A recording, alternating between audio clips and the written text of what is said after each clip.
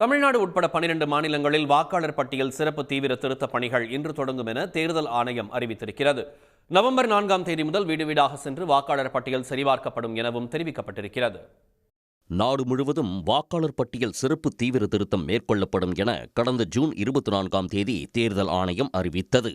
முதற்கட்டமாக அடுத்த மாதம் சட்டமன்ற தேர்தல் நடைபெறவுள்ள பீகாரில் நடத்தப்பட்டது. இதனையடுத்து வெளியிடப்பட்ட வரைவு வாக்காளர் பட்டியலில் சுமார் 65 லட்சம் வாக்காளர்கள் நீக்கப்பட்டதாக சர்ச்சை எழுந்தது.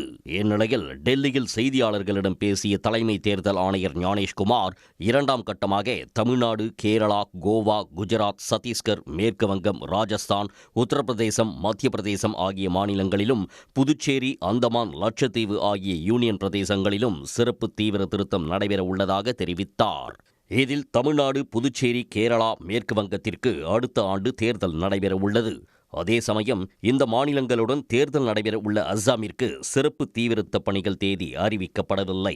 இதுகுறித்து பேசிய ஞானேஷ்குமார், அஸ்ஸாமின் குடியுரிமை விதி நாட்டின் பிற பகுதிகளில் இருந்து வேறுபட்டது என்றும், எனவே அஸ்ஸாமுக்கு என தனியாக தேதி அறிவிக்கப்படும் என்றும் தெரிவித்தார்.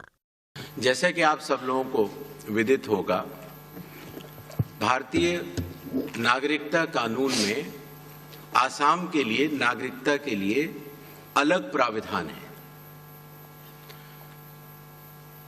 और दूसरा विषय ये है कि माननीय सुप्रीम कोर्ट की देखरेख में वहां पर नागरिकता की जांच का कार्यक्रम लगभग पूर्ण होने वाला है।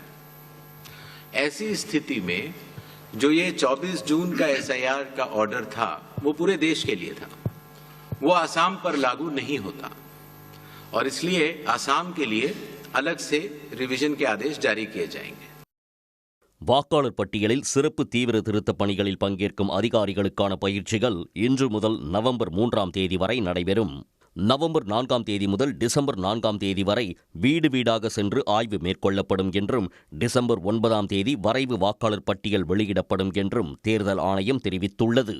வரைவு வாக்காளர் பட்டியலில் ஆட்சேபனைகள் இருந்தால் டிசம்பர் 9ஆம் தேதி முதல் ஜனவரி 8ஆம் தேதி வரை வாக்காளர்கள் சமர்ப்பிக்கலாம் என்றும், அவை டிசம்பர் 9ஆம் தேதி முதல் ஜனவரி 31ஆம் தேதி வரை பரிசீலிக்கப்பட்டு இறுதி வாக்காளர் பட்டியல் அடுத்த ஆண்டு பிப்ரவரி 7ஆம் தேதி வெளியிடப்படும் என்றும் தேர்தல் ஆணையம் அறிவித்துள்ளது.